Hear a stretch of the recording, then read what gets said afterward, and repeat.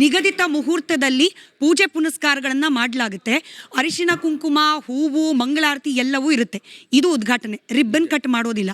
Madam ಆಗ್ಲಿಂದ ವಿವರಿಸಿದ್ದೇನು, ಬಾನು ಮುಷ್ತಾಕ್ ಅವರಿಗೆ ಅರಿಶಿನ ಕುಂಕುಮದ ಬಗ್ಗೆನೇ ಆಕ್ಷೇಪ ಇರುವಾಗ ಈ ಪೂಜೆ, ಹಿಂದೂ ಸಂಪ್ರದಾಯದ ಪೂಜೆಯಲ್ಲಿ ಭಾಗಿಯಾಗೋದು ಸರಿಯಾ ಅಂತ ಕೇಳಿದ್ರು. ಇದ್ರ ಬಗ್ಗೆ ನಿಮ್ಗೆ ಏನನ್ಸುತ್ತೆ?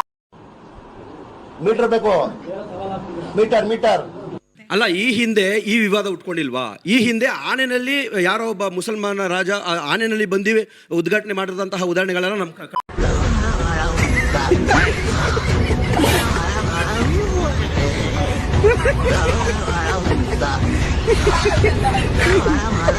ಆನೆ ಮೇಲೆ ಬಂದು ಏನು ಆನೆ ಮೇಲೆ ಯಾರೋ ಒಬ್ರು ರಾಜರು, ಇದು ಮುಸಲ್ಮಾನರು, ಇವ್ರ ಹೆಸರು ಗೊತ್ತಾಗ್ತಿಲ್ಲ, ಆನೆ ಮೇಲೆ ಬಂದಿದ್ದಾರೆ ಅವರು. ಆನೆ ಮೇಲೆ ಬಂದು ಉದ್ಘಾಟನೆ ಮಾಡಿದಂತಹ ಉದಾಹರಣೆಗಳಿದಾವೆ ಈ ಹಿಂದೆ. ಈಗ ವಿವಾದ ಉಟ್ಕೊಂಡಿರೋದು ಏನಕ್ಕೆ? ಆಗ್ಲೂ ವಿವಾದ ಆಗಿತ್ತು ಸರ್, ನಿಮಗೆ ಗೊತ್ತಿಲ್ಲ ಅನ್ಸತ್ತೆ. ನೀವೇ ಬೇರೆಯವ್ರು ಯಾರು ಎಜುಕೇಶನ್ ಇಲ್ಲ, ಕಾಬಾ ಇಲ್ಲ, ಕಾಬಾ ಚರ್ಚ್ ಇಲ್ಲ. ನಮಸ್ಕಾರ ಮೇಡಮ್. ಪ್ರಶ್ನೆ ಅನ್ನಕ್ಕಿಂತ ಒಂದು ಕಾಳಜಿಯಿಂದ ಕೇಳ್ತಾ ಇದ್ದೀನಿ.